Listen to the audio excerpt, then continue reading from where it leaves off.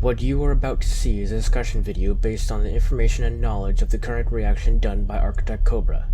Theories and ideas said in this video may be 100% wrong and may be guesses. For those of you who are lore Lances and wish to ruin the show for ArchitectCobra for giving him information that you would only get from future episodes that he has not gotten to yet, then I suggest you turn this video off now. This is not the video for you.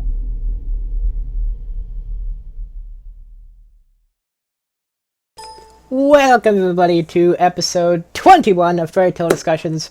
The final one for about a couple months until Fairy Tale kicks up again. Yes. There's gonna be like a break between because we're caught up to the anime, all of us now. So we have to wait a little bit for the new one to come out. So joining me today we have SteelFrodo over there. I know you guys it's different. We have KickAssReactions. We have Tommy. Hey. Who actually has his camera up this time, which is awesome, and really way over there. So welcome everybody, welcome. So we're gonna be talking about Fairy Tail Zero, basically, all of Fairy Tail Zero, including the final 2 episodes of the anime as well. That we'll get to at the end, basically. So I don't know if you guys wanted to talk about the big kind of Zero thing right at the bat, or you want to say that to the end. Big Zero thing. There's a couple. There's a couple things that come to mind when for you say Zero. that. Oh, with Zero? Oh, Matter. Zero. It's up to you if you want to get that out of the way and then like kind of go through She's everything. a live illusion. Yeah, Sure. so Yeah. Let's just go. Let's All just right. dive into yeah, this. so basically, Tenra Island was attacked by the Red Lizard, or not attacked by No, the blue Red skull. The blue skull. Red We're Lizard. talking about Blue Skull. Red Lizard was attacked by Blue Skull, Killing it, man. and It's awesome. and they became the and they Phantom wiped out Lords. the entire island. And what we thought at first was like Zira and Mavis got away. Turns out Zira died there basically, and then Mavis, as like a kind of like a loneliness kind of thing. I guess that's what you might consider it. The whole like bringing Zira her back. subconscious made. Yeah, subconscious. Yeah. Yeah, Well, and so the thing is too is that also if you think about it, that might explain why she, apart from the fact that she read all the freaking time, it was also why Mavis was probably so good at illusion magic, was because unbeknownst to her, she had been practicing it the whole time. yeah, it kind of to her. I guess it seems like a second nature kind of thing. Maybe she did it subconsciously because she didn't know she was able to do that. And then as she began reading, she learned, oh, there's illusion magic, and then like started teaching it, and then it probably like kicked up very easily for her because like obviously, Yeah. And when she's aware that's an illusion, that's when they kind of become illusions. Why if the Luminous Fire is the original law spell? Just thought of that. Well, see, that goes back to the other discussion where Frodo was talking about Mavis's power and stuff, and that got me thinking after I finished Zero and everything. So can you do you want to remind us what your theory on that Luminous Star was, or do you remember? Or I don't even know. If I you remember my were actual saying theory. it was like amplifying her power. I remember or either. you're saying something like it that. was basically using. Oh, that's right. It was like not using her abilities through her, but like just using her raw ability, not her using it, but you being able to channel it and use her ability for. I would assume probably fairy law, because wasn't it? It was originally called law, and then just I guess they law, and then improved she it and fair renamed it to Fairy I'm Law. assuming once she mastered it, she was able to kind of contain it maybe a little bit more, because like it seems like law is way more powerful than fairy law. Yeah.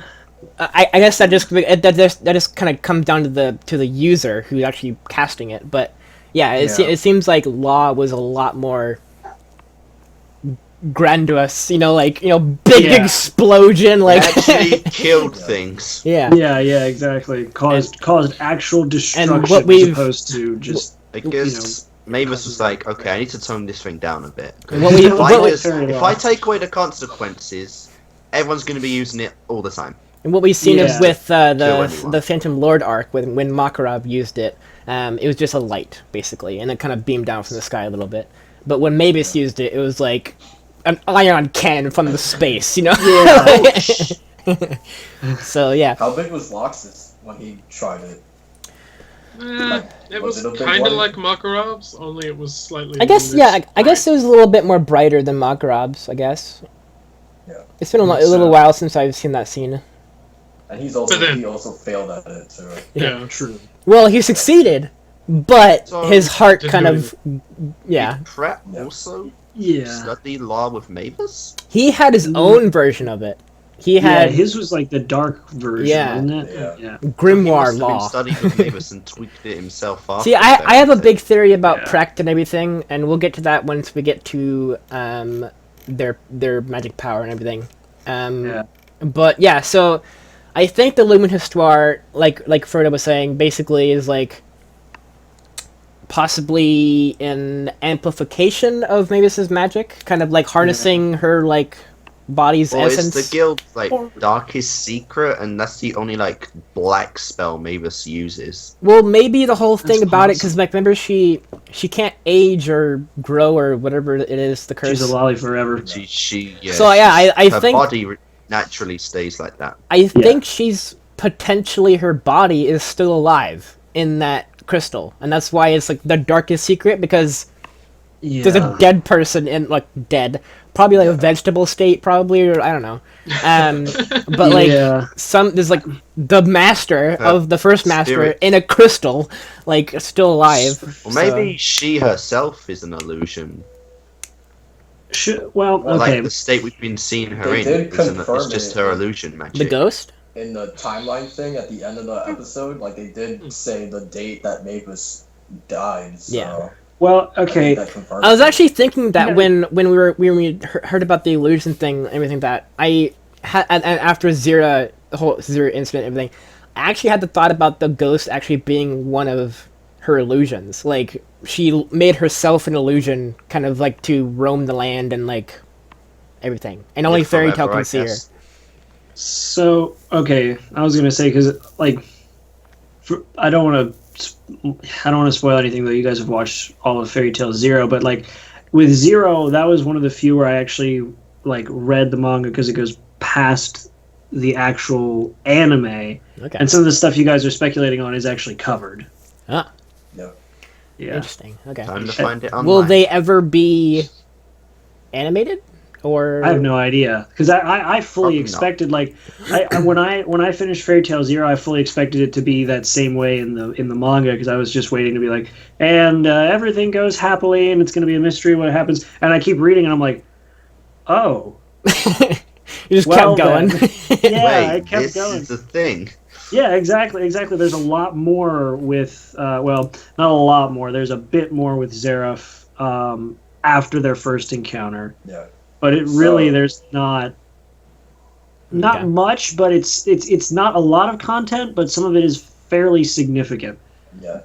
So not to spoil anything or anything like that, but in the current arc of the manga right now, there comes a point where Mavis explains more about herself, and there's more stuff revealed about her and Zeref, like he was just saying. So you will find out the answers to questions that you guys have, I guess. Just Yeah. one day.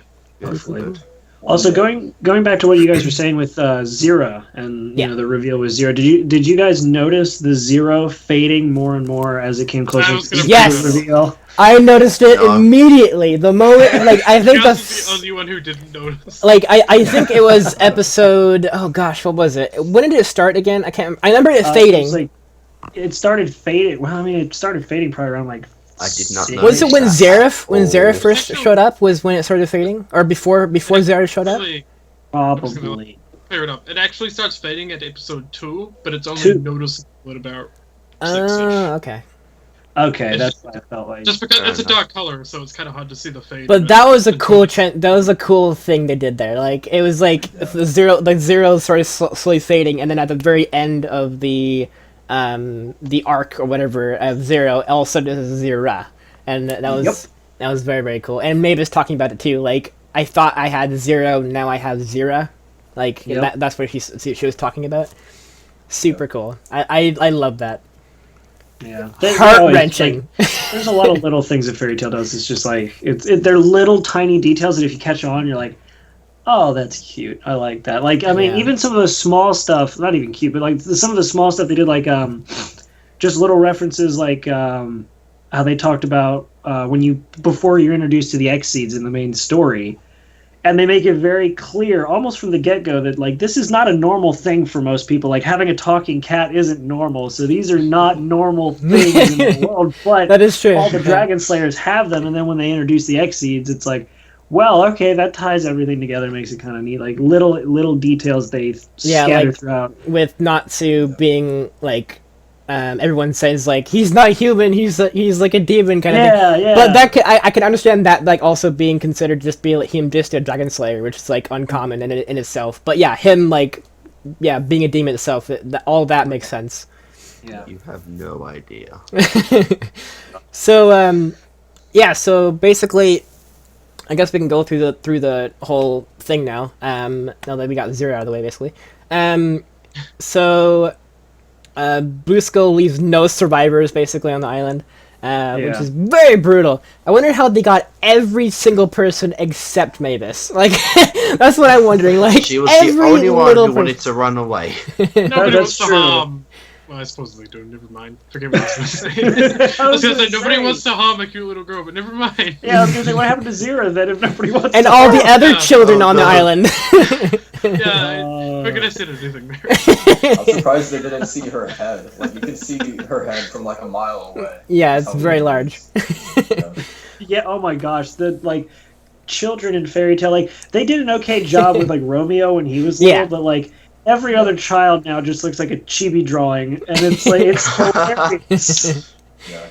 I think the size of that body. I think little Lucy also didn't have that big of a head before. No, well, not in the original animation style. Not in the original animation style. Once they changed it with A1 pictures, it totally when they had the flashbacks with Kagura. She looked like a bobblehead. She did look like a bobblehead. Yeah. Was your face swelling up a bit? Yeah. I don't know. It was hilarious though, like the art style. That would have been so funny if Matella kind of saying you should get that face checked out. That would have been amazing for one of those moments. Oh my gosh, that was awesome. I loved seeing that relationship between the two of them too. Yeah. Like that was partially because I can relate to it. That's mostly how my dad and I are. But yeah, that was very much. I saw it. I'm like, still hey, look like you just swallowed rust. So do you. Yeah. All right. So basically, everyone dies, of course, and then Mavis creates Zira as an illusion, and they live their life on the island for 7 years. Or Mavis lives on the island for 7 years. Yeah. And all the clues about her what would she being. have been like if she didn't make Zira? I don't know, but about as crazy as she was already. Like all the clues that Zira was an illusion, like dates back always to like the first episode, because like her not helping with books, like put away books, hiding from people, well, that's not like a big telltale sign, but like that. Oh gosh, what are the big moments? I guess her like not eating or talking direct. I remember her talking directly to people, but like looking back, I don't remember anyone talking to her, which makes sense.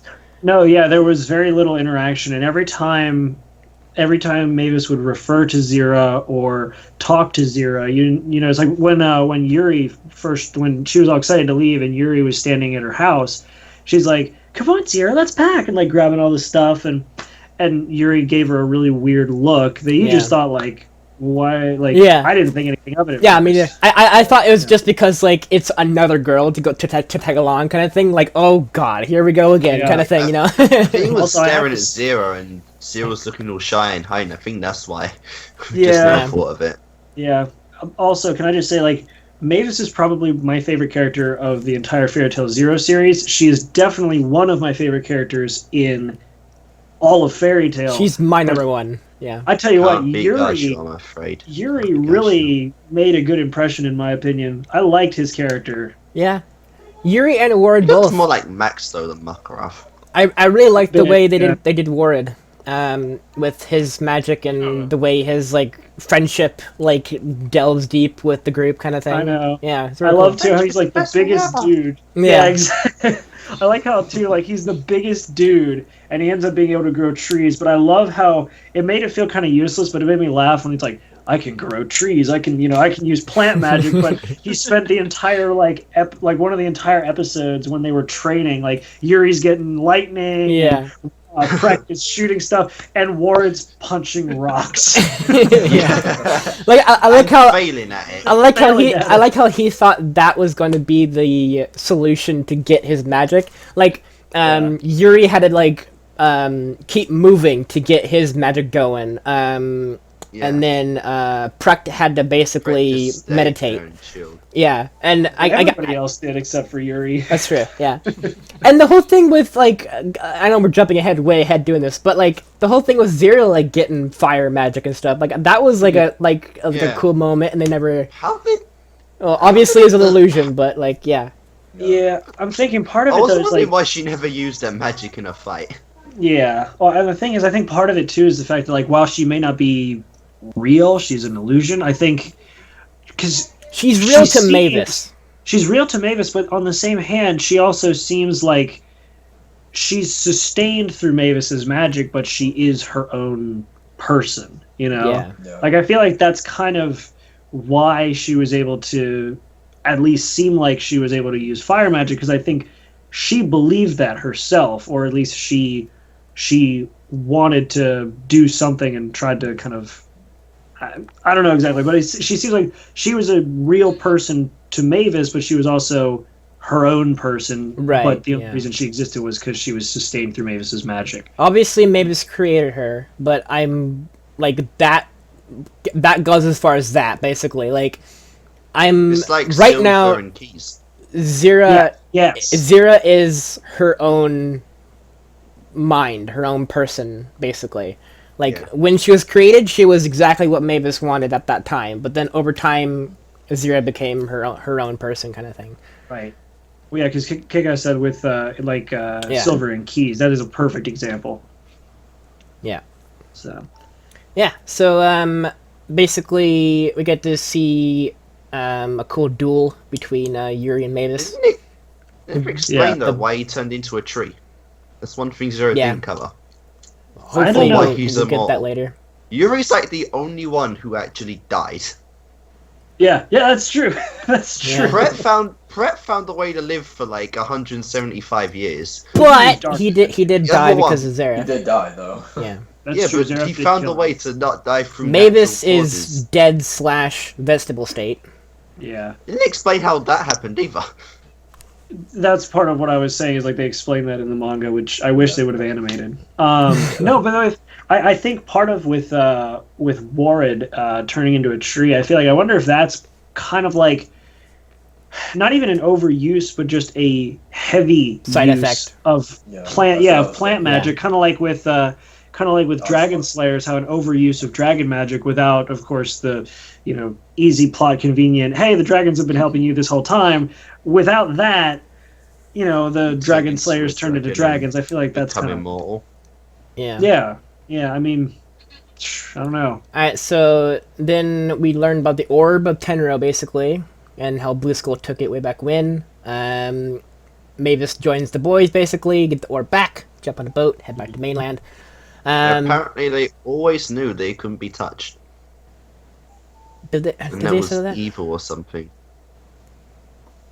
Well, the bus guy knew about it instantly. Yeah. What, the Blue Skull guy? Yeah. Yeah, I know. He knew. I was thinking you were meaning Mavis knew all along. No. Mavis Blue Skull knew it couldn't be touched. Mm. Yeah, I wonder how they transported Which then it. raises the question. Yeah, I was just going to say, what raises the question, how they move it. Yeah.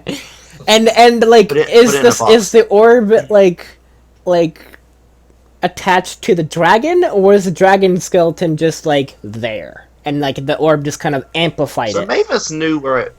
Mavis knew where it was the whole time. Yet her 6-year-old self never bothered to touch it. or even go. Well, check she on read about it and she never checked up on it. Yeah, basically. Yeah, I did find that funny. She's like, "This is the orb of my people." I'm Yeah. like, "Cool. Where have you been? Like, why haven't you been keeping an eye on this?" Like, Yeah. Blue Skull must have taken it. So you're saying it's this big important thing to you, and You haven't your noticed dead that in racist 7 people, years? but you haven't checked it in 7 Yeah. years. Yeah. You haven't walked around the area once in 7 years. So the cool thing about the Read mainland books. is seeing. So there's a truck backing up near me. What the heck? Yeah. Sorry for that noise. Anyways, but yeah. So what I found cool about the whole mainland thing was Mavis actually interacting with not just the boys, but like new people, like a new land of people, like all like. Yeah, it was so cool. Oh, seeing Brett try to talk to people was just amazing. Yeah, that too. What do you know about Blue Skull, man? Yeah. That was great. His like prediction, kind of like, I guess it's not prediction, but like his like thing of trying to help people, and then like the wheel, and then like the tree, and oh god, what else? God, what is that tree? That freaking I can't even see what's beeping outside. It's very loud. I thought it was outside my place, but it's not. Yeah, it's outside. Yeah, now they'll treat a truck. But yeah, so I did think I thought that was like a hinting at what his true magic was, like predicting things kind of thing. But yeah. I thought he had magic when he just cut the tree effortlessly. No, because he used the chain blade. He used the chain blade, yeah. I know, but to cut a full tree like that, like it's nothing. Hey man, Like, friendship right is magic. Friendship is magic. You did not know what my friendship was then. So I still love too when just how awkward they made him seem, because he was very not he was not a people person. I'll just put it that way. Because I loved when they did the when they were trying to cheer up Mavis. Of course, she's already cheered up after after Zero left. She's already cheered up, and they're like, "We need to cheer her up." It's like everybody smile, and like Precht goes to smile. Like It's creepy horrifying. smile.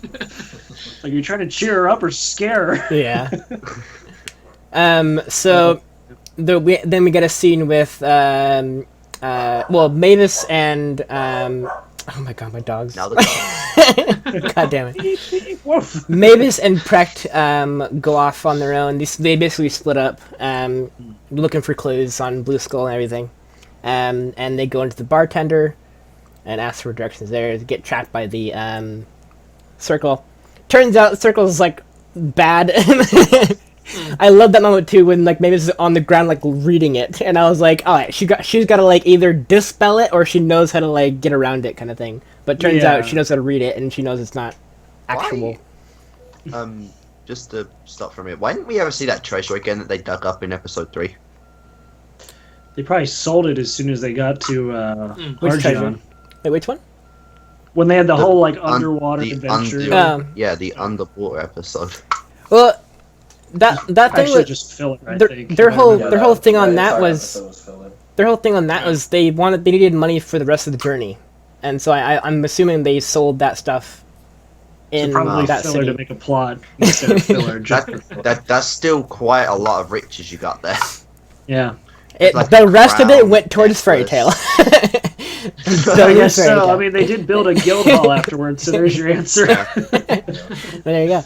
But yeah, the whole Mavis learning how to get past the magic circle and then summoning the spirit of Tenro Island. I love that. Badass! It was so cool. That is The music awesome. too, dude. Yeah, Oh, wow. Yeah. it was Fairy Tail has so some of the best cool. music.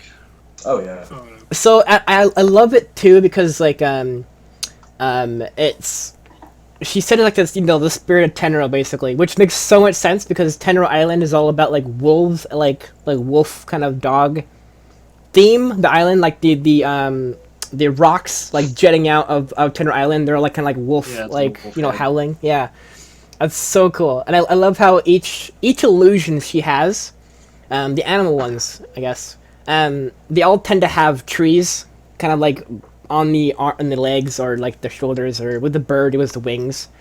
Yeah. Except the Tenro army, they didn't. Yeah. No, that was something else. We can talk about that in a bit. Yeah, well, we can talk about it now. It's fine. okay. But like maybe the shield was like maybe the depiction on that. Yeah, I'm not sure about that. Maybe underneath the helmet's a tree, like a tree head kind of thing. Oh man! But yeah, that was awesome. Yeah, seeing her summon the army, because for some reason when she summoned the army, the first thing that came to mind is that scene from. Have you guys seen Hellsing Ultimate? Yeah. I haven't. No. No, there's a scene where Alucard, is like at full power, and he's standing there by himself, and he like raises his arms and puts out his cape, and then summons this whole. Except it's not an illusion, but he summons this whole army of like all the dead that he's taken, or all the souls he's taken, and I for some reason that's the first thing that came to my head when I saw that. She puts her hands up and summons it, and I'm just like, yeah, that's the first thing I thought of. Awesome stuff. That scene was great. That scene was amazing. Yeah, so basically, she did that in order to scare away the army of Blue Skull, who found him in the village and everything.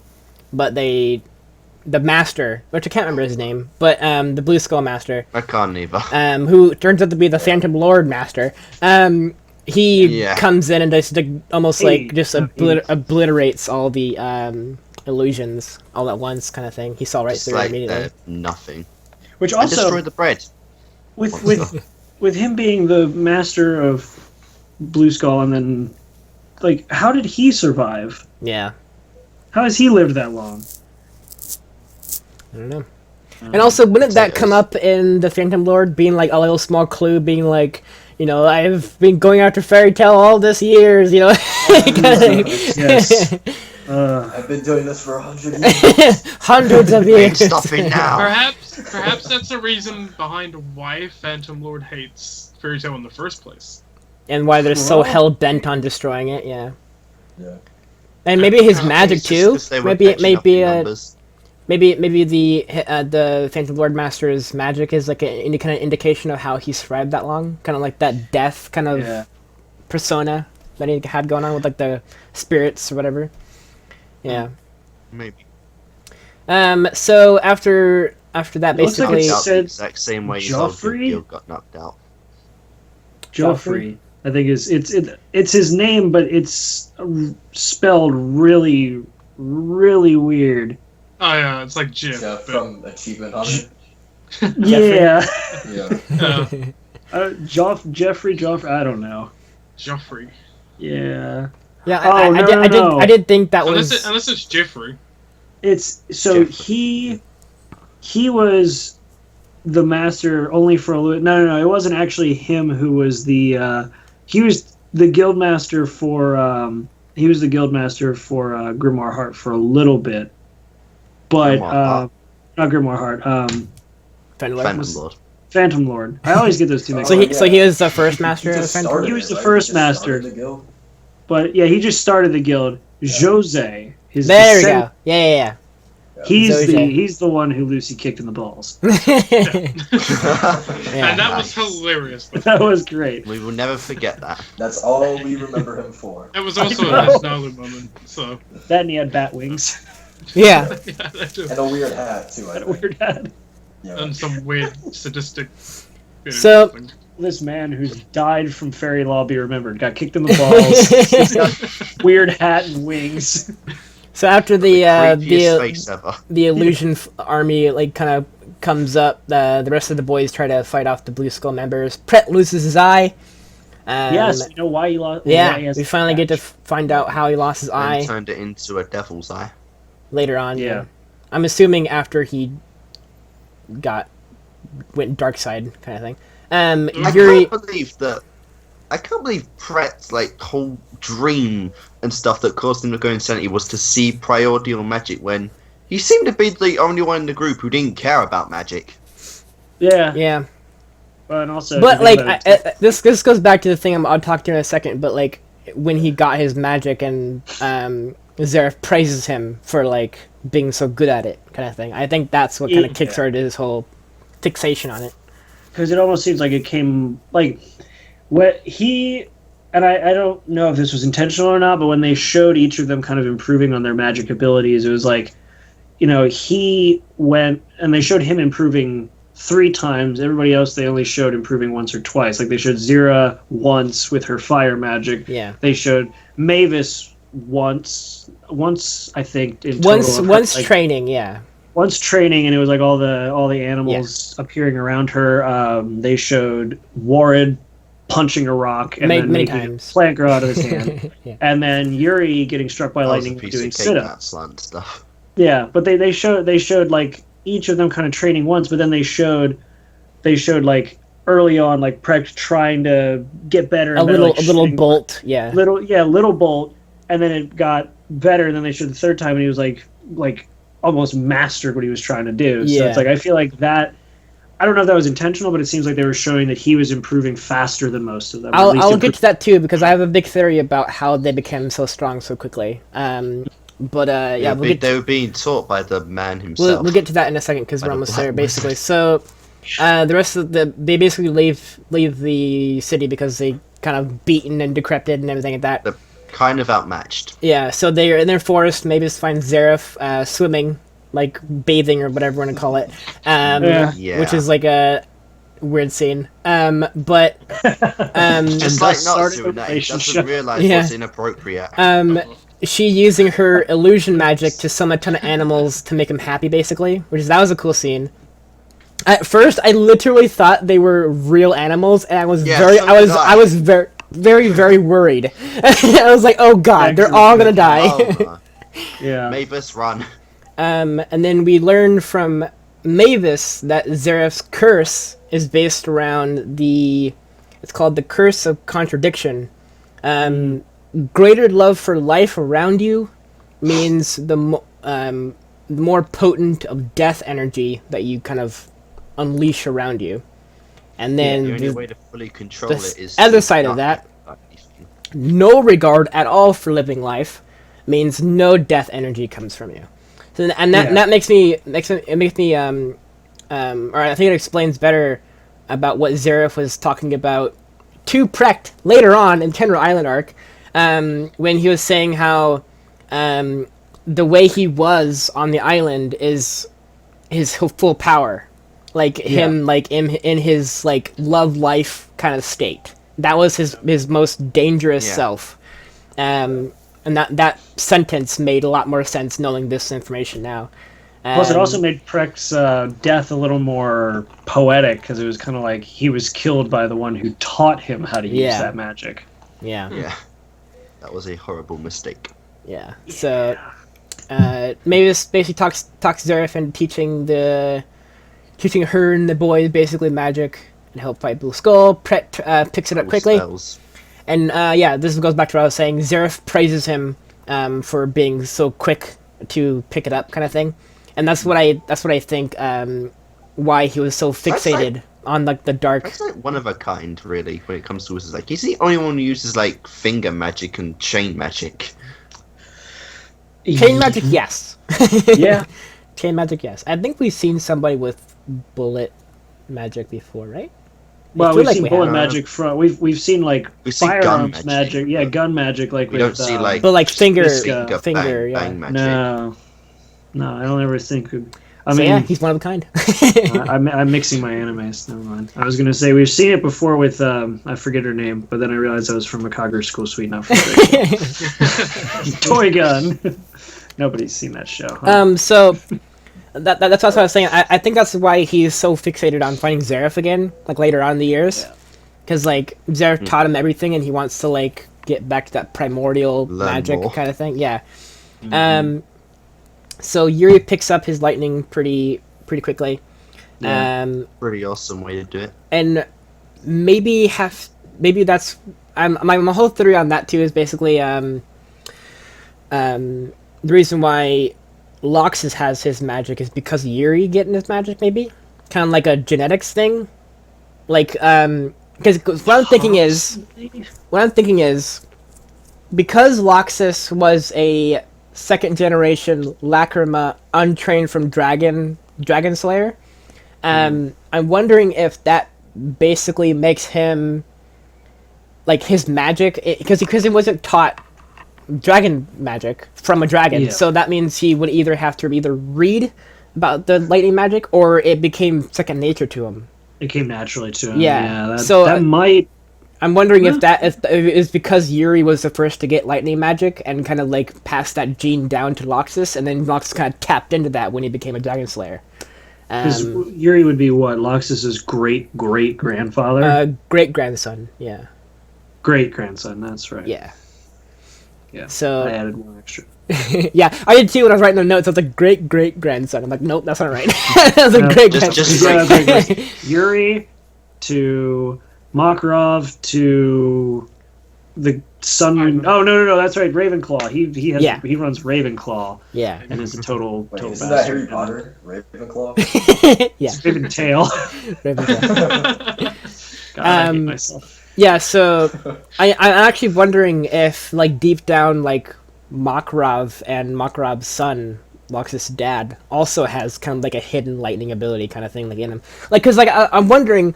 My big theory on Xerath is I think he sped up the process. I think he shortcutted their progress to get powerful. Sort of like, obviously he never touched anybody, but I feel like Xerath is powerful enough. I'm wondering if he was just like, all right, you get a little more power, and then like weaving the magic. Yeah. Are you thinking kind of like second origin then, maybe? Something like that, yeah. Them up a little Possibly. bit. Yeah, but like second origin in a way that was not unbearable, like everybody else had to go through. Yeah, because like with the ward scene, with him saying he doesn't know what magic he has, and then Xerath saying, I think I know something, and all of a sudden, boom, Ward knew exactly what to do, kind of thing. Like, I'm thinking, like, Xerath sped the process up, and, like, kind of, like, weaved a little bit of magic. He said, like, there's a magic that better suits your aura or something. Or your spirit. Your spirit. Because, like, his spirit's kind of green when he's, like, in his state, kind of thing. Yeah, so... Yeah. Yeah, so... He also wears green and has the head and hair of a tree. But this also takes me to my kind of... I guess I would call it my side effect theory. Because every member of the main four, the main four founding members of Fairy Tail, they've all had either some form of misconduct to themselves, like Ward turning into a tree, Mavis no longer being able to grow, Yuri dying from unknown consequences, but we're not sure, not yet. It could go either way. Natural causes. His was natural causes, so I guess lightning is safe to use. But I think with Yuri, his downside was genetics. Like, it's passed down to Loxus, kind of thing. Like, maybe? I don't know. That one's a stretch. It's a pretty awesome side effect. that one's a stretch. And then Precht going dark side later on. That's another that side effect to it, is to Precht's sped up magic kind of thing. And also that brings me to another theory. So when Precht left the guild to go travel, or no, he learned black magic or something like that, whatever the announcer said, and then he left the guild soon after. I'm wondering if at the time, or throughout the whole time of him and being in Fairy Tail, I wonder if he learned a bit about Ward's magic and Mavis's magic enough to. That's why he likes primordial magic, that kind of thing. Like, he kind of like picks magic apart, kind of thing. I feel like. Oh yeah. I feel like he learned a little bit about, or obviously learned about Mavis's law magic, but also. Oh, Kick-Ass left. But also Ward's tree magic to a degree, because if you remember in Tenor Island in the Grimoire Heart Guild, Azuma, the tree guy, who's also the explodey magic guy, he uses to a degree tree magic. So I'm wondering if Precht taught him a little bit of Ward's magic, and that had. Because he taught Ward's magic has a side effect that turns you into a tree.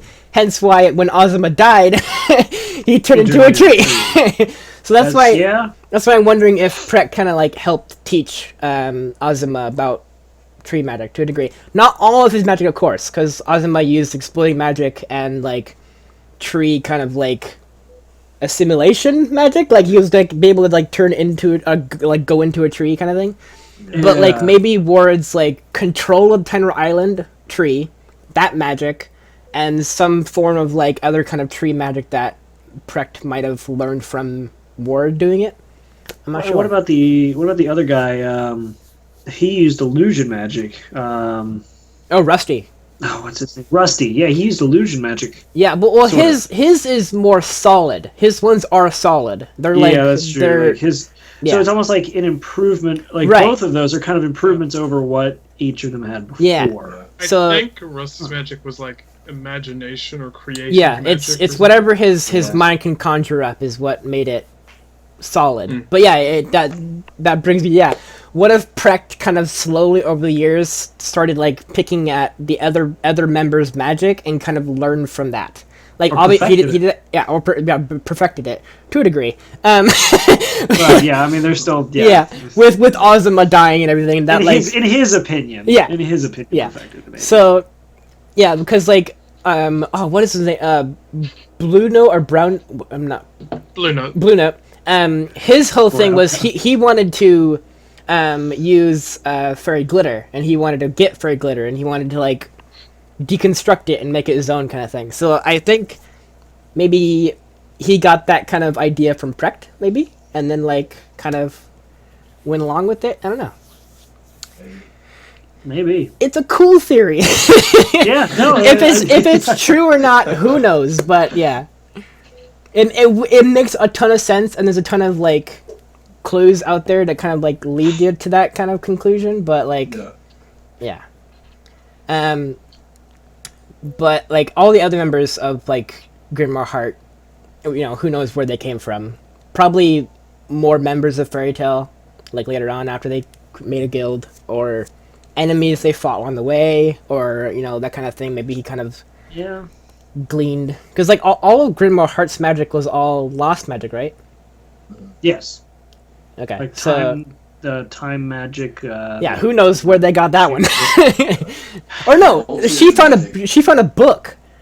Yeah. She found a book that taught magic, or at least one spell. No, she found a book that taught the spell that like reversed all time. That's right. It would take away the remaining user's time. Yeah. So which in and of itself seems weird, because if time is fixed. Well, I'm not going to get into time. If time is fixed, their time wouldn't be that long to begin with. So, like, if it takes away all of your remaining time to, push back a few minutes, it's like, well, wait a minute, but you had no time left because time would have determined that you would have done that.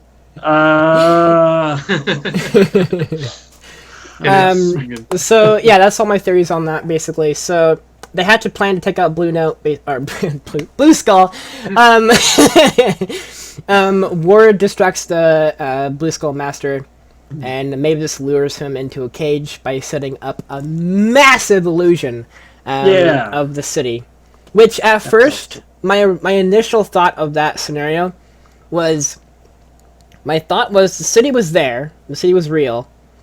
I thought Zira helped with the fire, and Mavis helped with the burning people alive in the fire kind of thing. Like I thought that was like her contribution.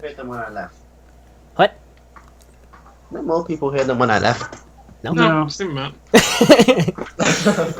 But yeah, so my first thought was like Mavis made the burning people alive kind of thing illusion, and then Zira made the fire, and it turns out nope. The entire city was the illusion. We're up to almost towards the end-ish bit. But yeah, so I thought that was pretty interesting. Blue Skull Master basically tells Mavis about the orb and what it does. She rushes back to the city, but Precht and Yuri already fighting Blue Skull to get to the orb. Yuri already grabbing the orb. Doing a great job. Yeah. Yeah. And then Yuri being transformed into the Blue Skull Bone Dragon, basically, atop the church. Pretty damn awesome transformation. And basically cue Mavis coming up with a plan to beat the dragon, to save Yuri, by herself, basically. Both Precht and Ward had no, I don't think had any help whatsoever in that fight. No. It was just Mavis, basically, by herself, and Zero, in a way. But That's because Ward was busy letting the Blue Skullmaster escape. Yeah.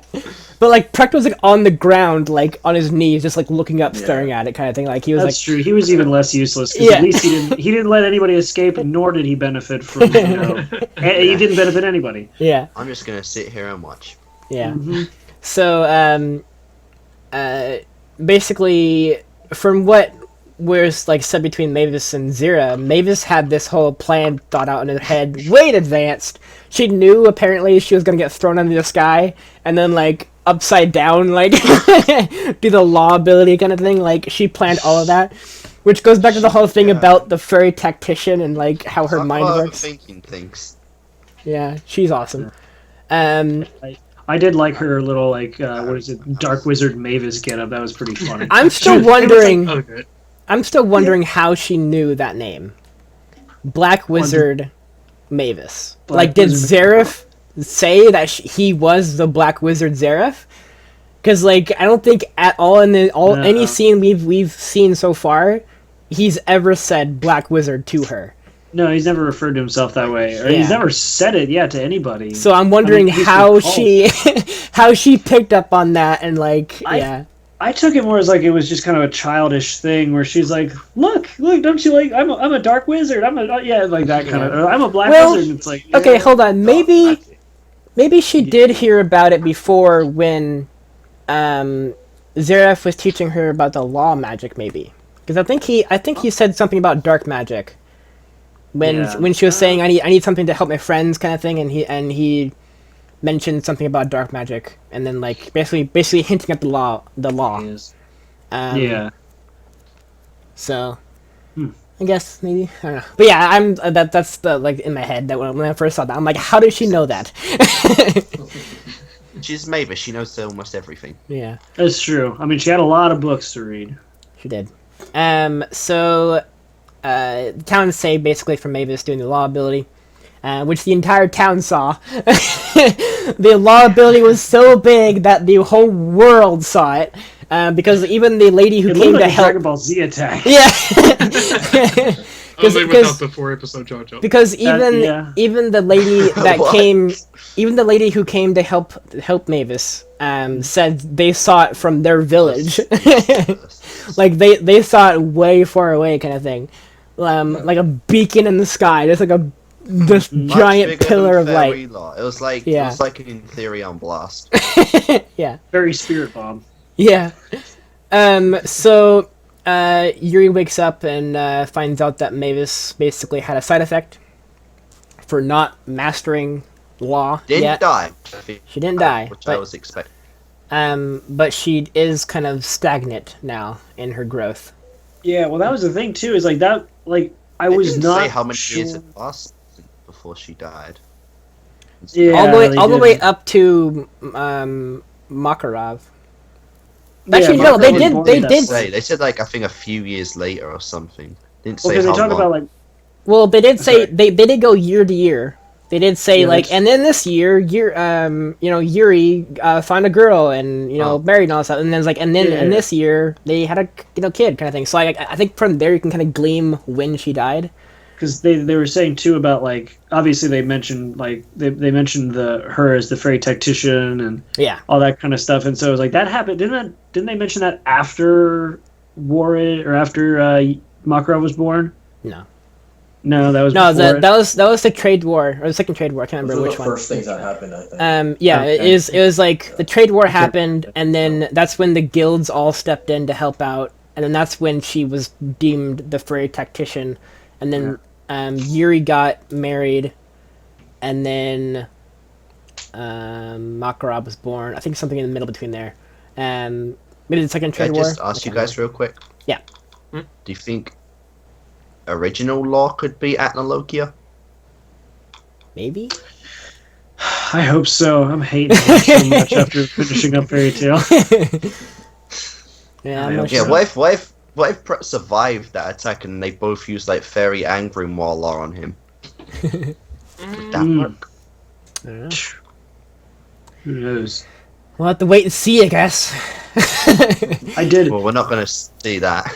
No. Well, no. I did genuinely think though when Mavis used law, because it in the episode where Zareth left and he was saying how for the first time in a long time he had actually felt happy or Happy to be here. Yeah, happy to be here. He said that, and then he's like, perhaps this is why she met such a terrible end. And I was just completely prepared for like, well, that's how she That's her story. I expected that to be like, as a result of fairy law, she's encased in a crystal. Like that's what I thought. Yeah. But then, I don't know. Part of me goes, well, but she would have had her clothes on, and that made no sense. I feel like at some point, hopefully in the anime they'll show it. But not like I want it, but I would definitely love to know how she died. It'll be sad. For a fact, it'll be sad, but yeah, I want to know the information because that's a big thing in my mind. Because like all my other theories on like Mavis and like, all the stuff we've ever talked about for Mavis, it all kind of boils down to how did she die kind of thing. So once we learn the information, all my theories and stuff can either be destroyed or praised. Unless she used it again and this time it killed her. Yeah. Speaking of things shown in the anime that weren't shown in the anime, I actually meant to bring this up earlier and I was waiting for a good transition. Go for it. The scene with Zira and Mavis when they were swimming in the little pond thing, part of me, and it was one of those things where I know the way that Fairy Tail works, so I was fully expecting this, but I was surprised. Because you see in the opening, they show that. And in the opening, it's more accurate to the manga because they show, and I had it pulled up because I'm weird. I don't also I went to look up the picture. I don't recommend looking up Mavis X Zero unless you know exactly what you're looking for. Anyway, no, like they did that in the anime, and I knew they were going to do something. I felt like they were going to do something like that because of the fact that they were going to show multiple angles, and I'm like, okay, well that's going to be weird because in the manga it was that totally different. Well, similar, but they no close. And that was the thing, because I know how Fairy Tail is, and the reason why I was bringing that up was because I was curious, after seeing the manga and all that kind of stuff, I thought it was interesting, some of the things that they kind of changed. That was one of the small ones. One of the bigger ones, of course, being the fact that a big chunk of the ending, like not a long chunk, but the significant stuff they cut out at the end. But it was like they did change some little things here and there. That came to mind when you said things they showed in the anime, because I was like, that... I get why they changed it, because it would have been weird to kind of get that same effect. Because they had, like, different angles and stuff, and I'm like, okay, well, how are they going to do that? And they just left their clothes on. So, anyway, that's my weird moment. That's the best censor ever, You got a freaky, gruesome, naked moment, just add a few clothes on. Yeah, well, or in their case, bikinis. So I wasn't sure what they were going to do. So, I wasn't sure what he was going to do. Clothes. Yeah. But again, it's Hiro Mashima. This isn't an OVA. They have to do that stuff. Yeah. That's true. It is an OVA. Yeah. The cat suit. Yep. And then I just watched OVA 7 and 8. Good lord. Worst fan service. Huh? Is that the Christmas one? No. That's no. The Christmas. Nobody's allowed to watch the Christmas one until some ungodly time or when the next. Oh, that's 9. Okay, yeah. I'm not allowed to watch 9 because of manga spoilers. It might be Christmas, but you're still not allowed to watch it. You could probably watch it next for Christmas gave us the death of Igneo. But I'll give you a tease for OVA 8. Tease, I guess. The beginning of it is all hardcore fan service. Once you get past that, it's about Mavis basically. So if you're if you want to know more, is it Mira vs Jenny fan service? Worse. No, it's not. No, it can't. That's like the worst fan service I've seen in Fairy Tales. LVA 8 had the worst fan service out of all of Fairy Tail. Like, hands down, so far, anyways. I haven't seen 9 yet, but... I've heard 9's worse.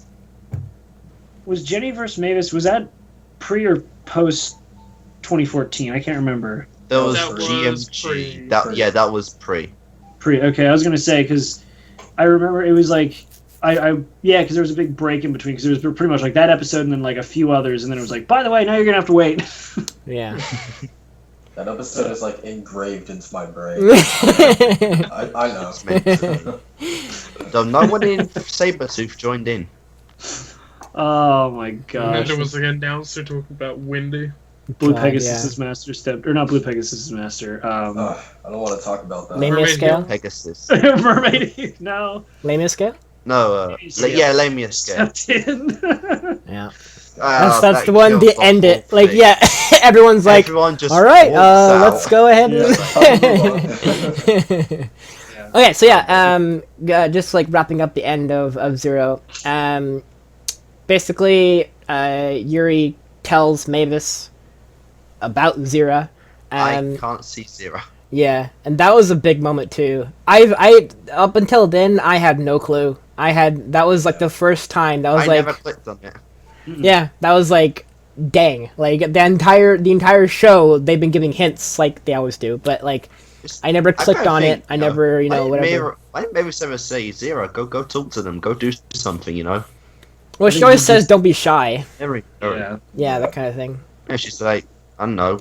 But she has know. talked to them, It's but like, okay, so the thing about that too as well is like, I guess the reason why I didn't pick up on it because Zira was talking to the boys in other conversations, and it seemed like they were continuing the conversation.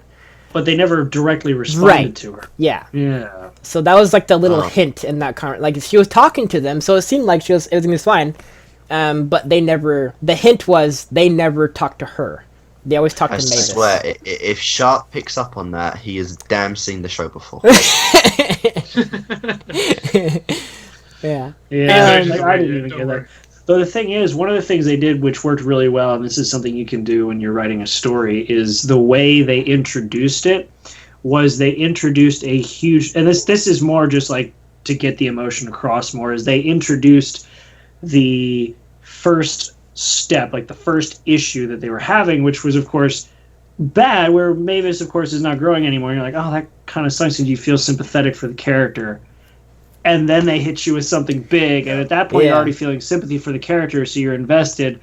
Then they hit you with, oh, and by the way, your real friend's been dead for years. This is just, well, see, that's the thing too, because like It's a trick. when Yuri wakes up and goes to find Mavis, he finds out that Mavis can't grow anymore. That's a big downer. Then they kind of make up, and Yuri says he'll protect her for like the rest of her life, kind of thing, like all this stuff like that. So it's a good up moment, and then back down, Yeah. and then back down with Zira, and then like oh, that kind of Mavis, sucks. since But at we're least being it's so like, open, Mavis, since we're being so open, I feel I should tell you, your only friend has actually never been here. I'll protect you for the rest of your life, But starting by shattering your illusions. Yeah. I The gotta bring you moment to your lowest to bring you to your best. I love the moment where at the very end where Zira and Mavis hug, because that's when like the big light appears and Yuri gets to see Zira for the first time. That was so cool. Like even though we didn't know that was a thing. From that point, because he knew that she was listening. Yeah. Yeah.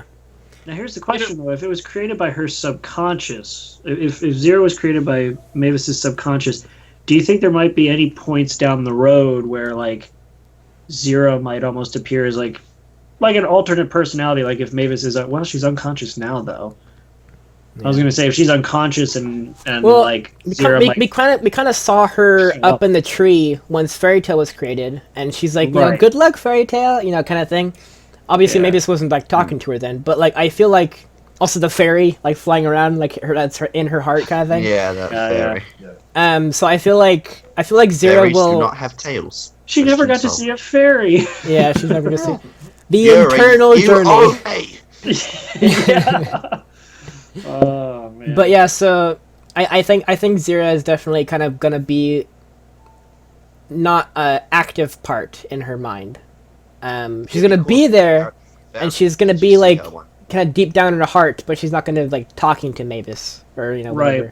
What I'm saying though is like because of the fact that it came up through her subconscious, do you think that when she is when she's unconscious conscious of it, do you think Zira might return. I mean, they haven't done anything like that at all. Granted, I watched it out of order. I watched it during the simulcast dub, so I watched it between the break just before the Tartaros arc started, and I watched all of Fairy Tail Zero, and didn't watch the last 2 episodes and finished out, and so it was a whole mess. But yeah.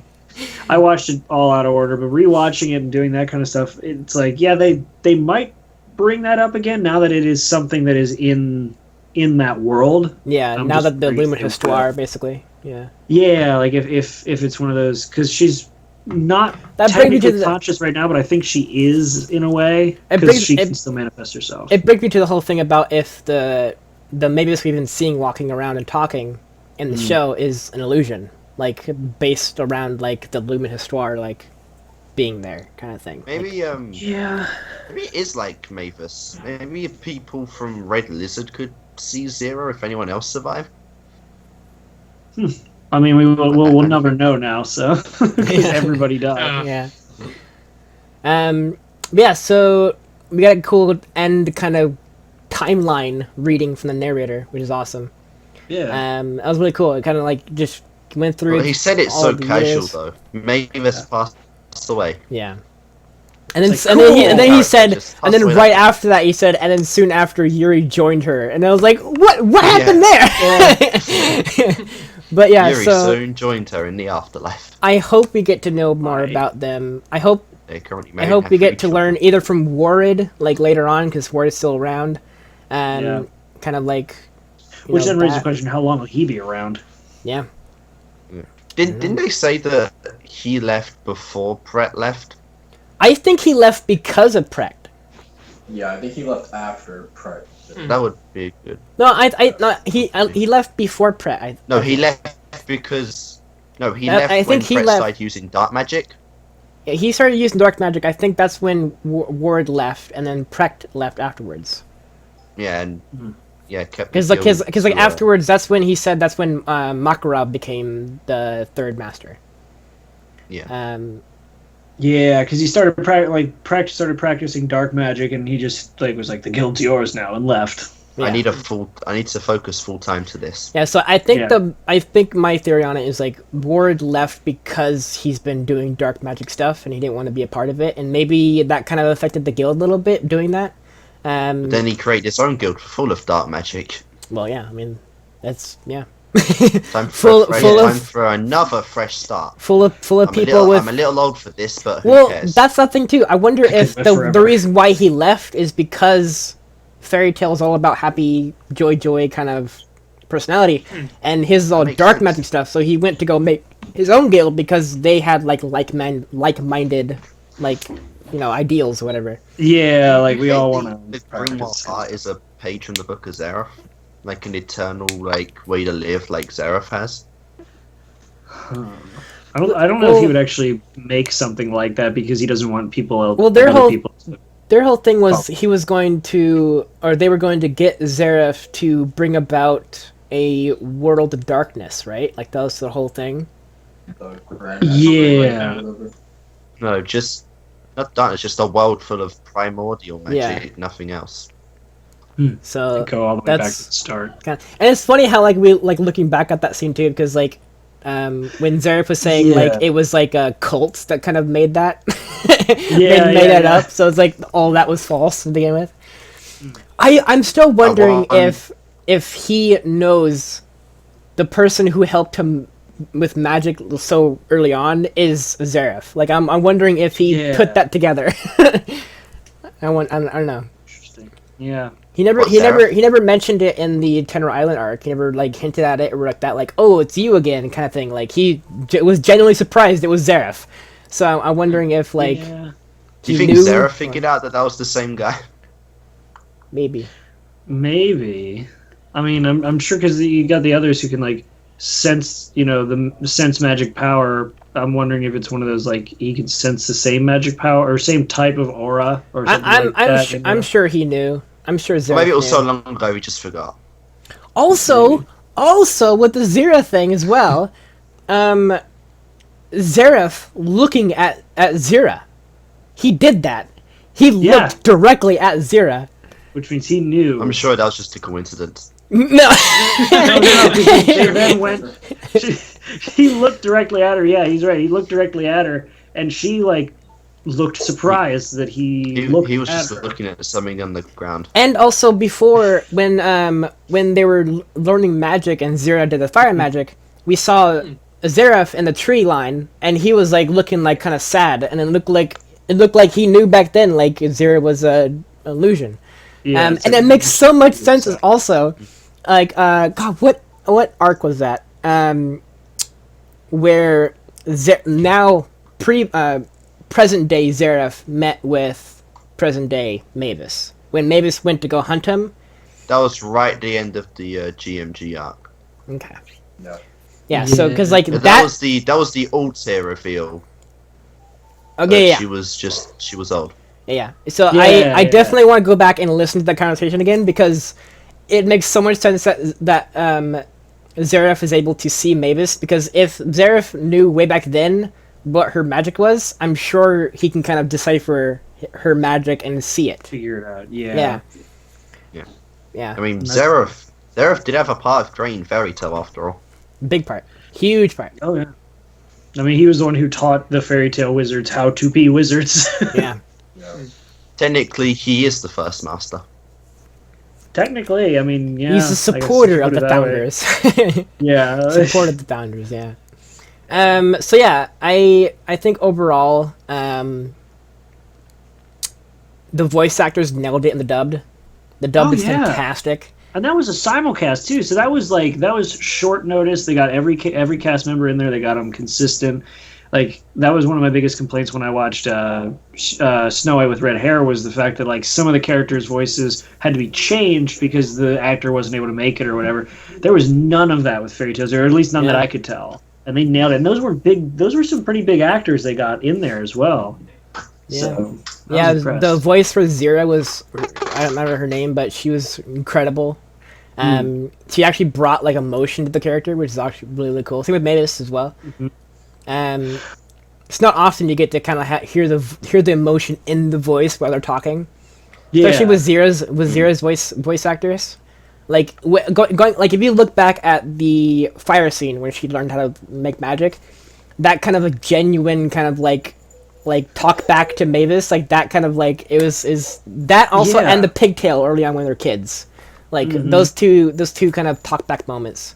You can kind of like hear the emotion in her voice, and it sounds genuine, like she was actually there. Well, and the other thing too that gives me a lot of hope is like, though, speaking of like the fact that it was a simulcast dub and all that, is like they got, not only did they get those like some really like familiar voices for these characters in Zero, but they did two. And I guess we could maybe, unless you've got other things, we could tie this into the 2 episodes at the end that continued the end of the arc. I cannot tell you how much I really hope that they're able to do a simulcast dub of Fairy Tale, because they did 2 episodes, and granted, it's only 2 episodes, but they did 2 episodes with the 3 main characters of Fairy Tale, and including other kind of side characters from the side characters castle as well. Yeah. So I'm thinking and the news reporter guy. I can't remember. Yeah, because people are saying like, I don't, when I brought it up when I watched the series, and I said I hope they can do this for Fairy Tale when they finally catch up in the dub. They're like, not going to be possible. Too many big names. Blah blah blah. But then when I watched Snow White with red hair, I keep going back to that because that was done as a simulcast dub. Or even My Hero Academia, they got a bunch of big name voice actors consistently for each episode, and if they can do that with Fairy Tale, that would be amazing, because then at that point, us as reactors, we don't have to wait forever if we do the dubs. We don't have to take as much of the heat when people are like, just watch the subbed versions. But also, if they can do that, granted, if it takes longer to get the same emotion and good acting they had in the Tartaros arc, then I'll be willing to wait. But if they can get that same level of quality acting, quality voicing of these characters like in Tartaros arc, but do the dub in the simulcast format, oh my god, that would be the greatest thing ever. Yeah, the 2 episodes that were at the very end were very, very cool. What's up? I don't mean to crap on your day, but Shark's KickAssReaction is blocked. No, it's not, because I've seen it. Yes, it is. Anyways. I've already seen it. But okay. Oh, crap, well, that's ruined my day.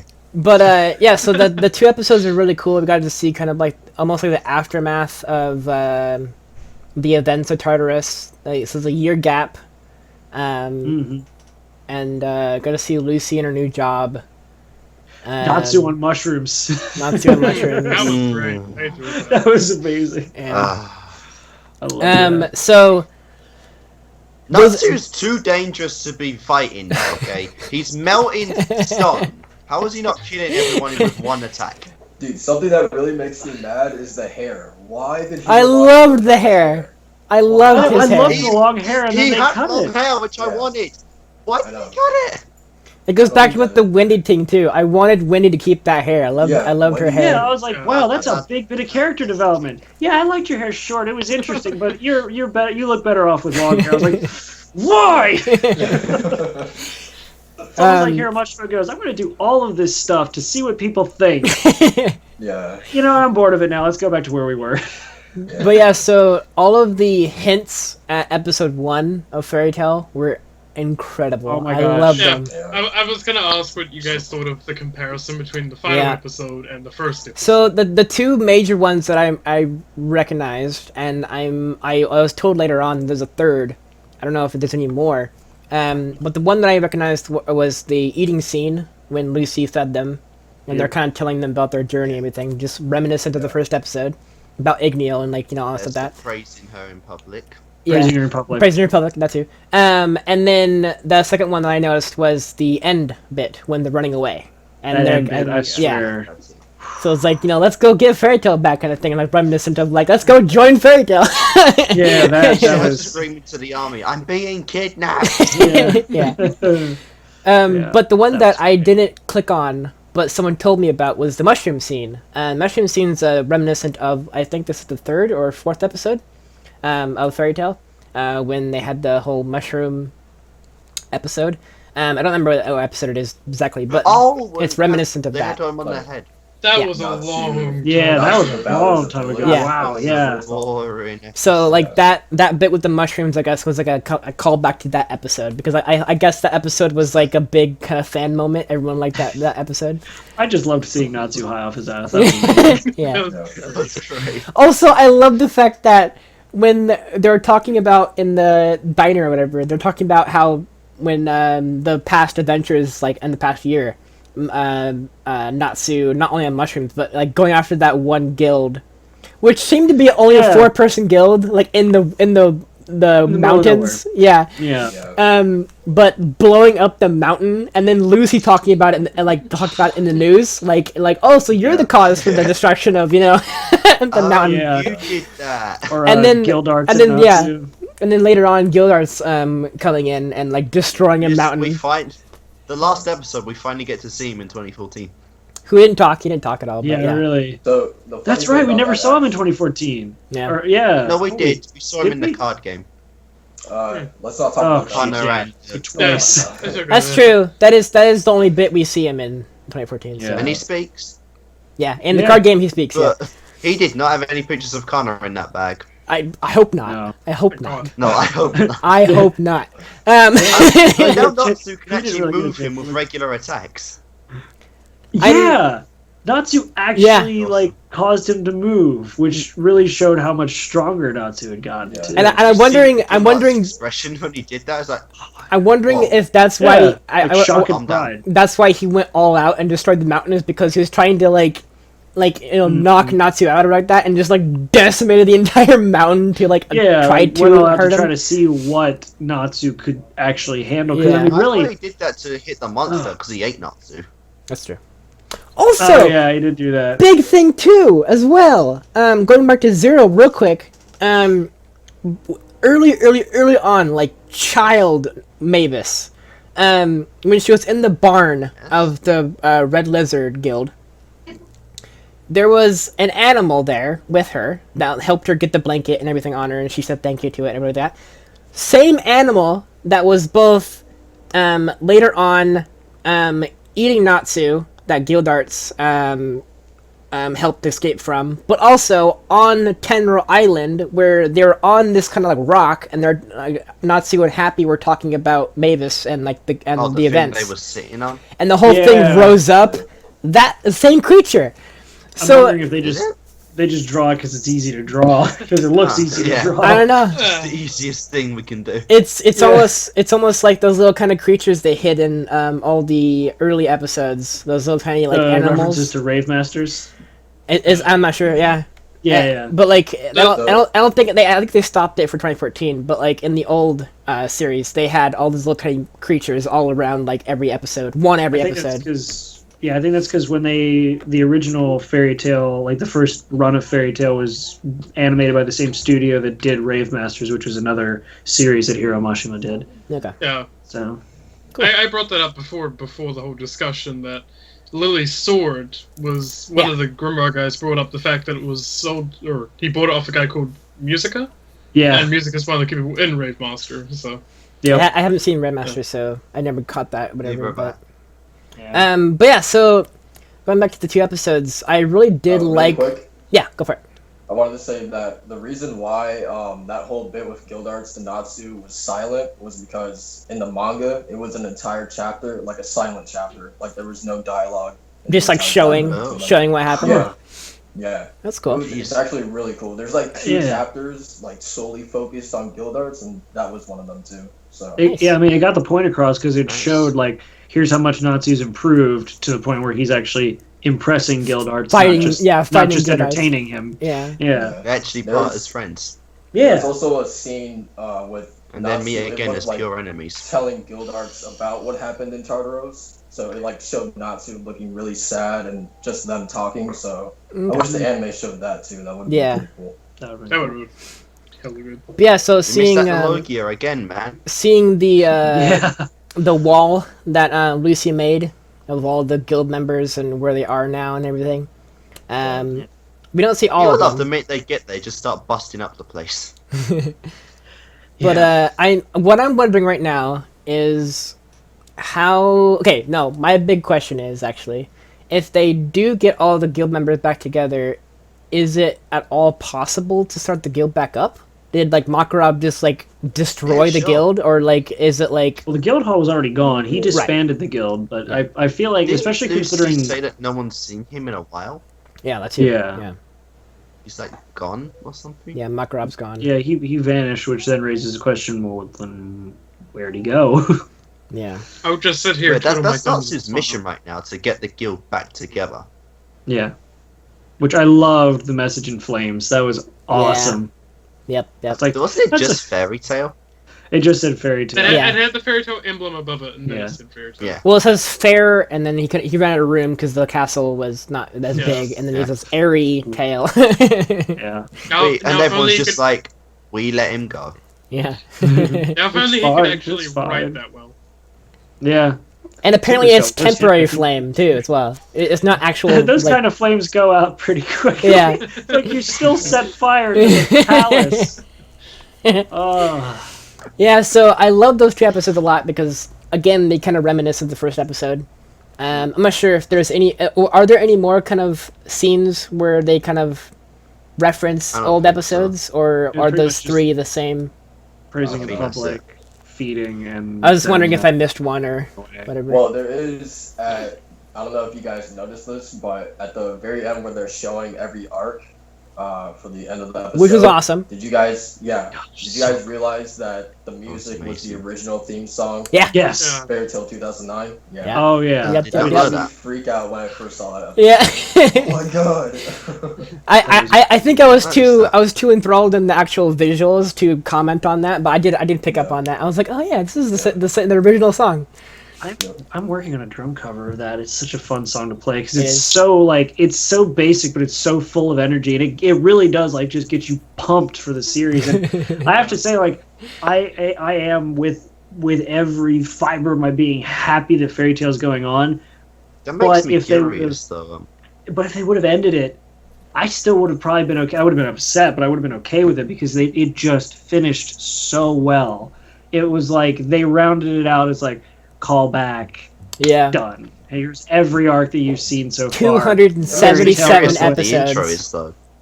What's that? I watched the intro for the 2 episodes.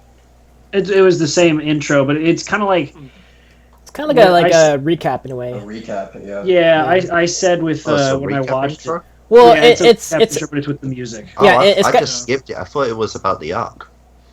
No, it's sort but then of. I watched the ending. And I was like, wait, it's like it's a Tartarus. Is it a Tartarus or all of Fairy Tail in general? It was all Fairy Tail 2014. 2014, yeah. Yeah, so it was kind of like a short kind of recap of like what happened in 2014, and then leading up to whenever Fairy Tail comes where it back. was. Yeah. Because I said in my video, I saw that and I was like, this is basically what I would have done if I made like an AMV with the Fairy Tail 0 opening. Yeah. So, I need to do more of those. Those are fun. Anyway. So yeah, that's basically all we have. Do you have any theories on what might happen next? Who they might go find first? That kind of thing? I have no idea. Ursa? Well, finding Ursa, yeah. Probably Ursa. I feel like we might... Gray, yeah. I wonder how good his demon magic's gotten. I'll be a badass now.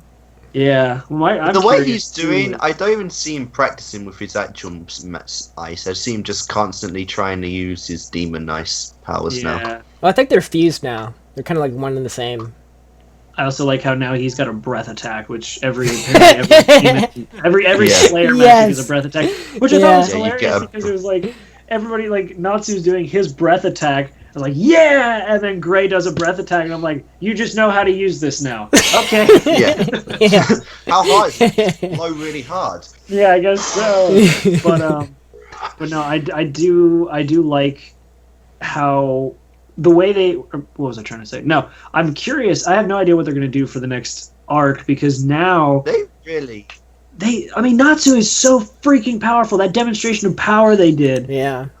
He so really powerful. Could melt the ice now. The demon ice. So I'm wondering what they're gonna do. Like, what enemies could possibly stand a threat to Natsu? Plus, I'm wondering too, because this always happens, is somebody, not if it's from their guild or from another guild, is somebody gonna turn evil? I don't know. That's my thought. Just because I'm like, is somebody gonna turn evil? Because it's been a while since we've had that happen, but it usually happens when we do, or is there a new bad guy who's kind of like a bad guy that turns out to be comic relief, or a good guy? Like when we got back from the 7-year, what's that? I say Rogue turns evil. Rogue, yeah, because I was gonna say like Rogue could have died in that 1-year hiatus that Natsu took. That's true. He's the only one that knew that Frosh was gonna die, and he just like screw it, you know. Rogue, going back like to the Sun Village arc. When we met Warrid, he mentioned, I'm not sure what that is. He mentioned that there are more powerful people beyond Fiore, like in other lands and stuff. So I'm wondering if we'll get to actually travel there and like see those more of the people. world. Yeah, get to kick their ass, or they come here and then like mess up Fiore. New Fairy Tail members. Or new Dark Guild showing up, or I think Tommy can sympathize with me in saying this is it's very hard to keep your face straight when you know what happens after, but you have to sit here and just be quiet. Every discussion. I know, I sit here and I smile and I'm like, God, please come soon, Fairy Tail. Well, Cobra, just pretend like you haven't seen it before. Yeah, I was gonna say, Cobra, with your theory, the side effect theory. I'm wondering, like, because the Dragon Slayer, follow me with this, because this may seem a little out there. I think it might be, because I could just be crazy. But, like, with the fairy, or with the Dragon Slayer magic, with Fairy Slayer magic, no, that's, like, the worst possible. It wouldn't surprise me at this point. With Dragon Slayer magic, the side effect was, slowly turning into a demon, or two dragons. Turning into a dragon. Demon is kind of Slayer. They can turn into gods. I mean, we never saw that go far enough because the God Slayer was destroyed by I will say, they are doing horribly at establishing what's the difference between each Slayer. Because all of them can do roars, which is kind of should only be a dragon thing. Also, that goes back to goes back to my kind of side effect thing, because that makes because like everything like leads to first generation being the strongest, second generation being Lacrima's not so much, but the exception with Loxus, because his magic is sort of like Yuri's in a way, which came from Xerath, so it makes his magic seem a bit makes more sense for powerful. I think Godslayer magic's probably more distinguishable from the other two, because I remember, was it Leon that was talking about? It was either Leon or Jalal that was talking about the fact that Shelia uses lost magic, being her Sky Godslaying magic, and then there's Olga's lightning god magic, and then you've got Zankro, who's now deceased. Yeah. He's the only one who could do something different. He can make weapons out of fire. Yeah, that was pretty cool. What has anyone else done that isn't just regular Dragon Slayer magic that looks a bit different? I mean, Future Rogue had some pretty interesting abilities. Mixed Dragon Slayer magic. Yeah. That's just fusion power, though. That comes naturally. I just imagine singing permanent Fusion Ha! Yeah. I was just thinking that in my head, too. Yeah. I can't even say the names now. I want to ask you guys... Rogue, I gotta ask you, where did you get that haircut? Why do you guys think Natsu is wearing that bandage on his arm? I was just about to say, I'm glad you brought it up. Look like little details they show in Fairy Tale. Like earlier on in the episode, the bandage. I don't remember a bandage. If it's he had a right arm bandage on his arm. Right, yeah, it was right arm. And he was doing intense training. Yeah, but the thing is, though, is like you'd think just the way they write the show, like if they're injured, they're injured. Probably the next episode it'll be gone, or the next costume change it won't be there, but it was still there at the end. Yeah, that's a good point. He still has his emblem though. Relu knows. Relu knows. He does not want to say. I'm not allowed to tell you anything. But yeah. So I think after the costume change, I think we'll probably kick off with like trying to find some more members of the guild. Maybe that might be the entire arc, just kind of going one by one, trying to get all the members back together, kind of thing. Wait a minute, I just had a thought. Find the important ones first, or the minor ones? Wait a minute, the bandage. Anyone they find, probably. Natsu went to Tenro, didn't he? Mm-hmm.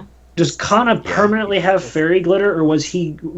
Did she just give? Did Mavis just give it? It seems temporary. She lent it. Yeah. She said she lent it to her. It's a one-time use. Yeah, because when she used it in the GMG arc, I don't think he's hiding that mark on his arm. When she used it in the GMG arc, and Makarov like looked to Mavis and it was like, was this your doing? And she's like, I lent it to her, kind of thing, Yeah, so, I lent it to her so we could win. I lent it to her for this one occasion so we can cheat. Yeah, basically. Plus, it was only like in her like wrist, I think. So no, it went up before. It went right down. It's like Razor.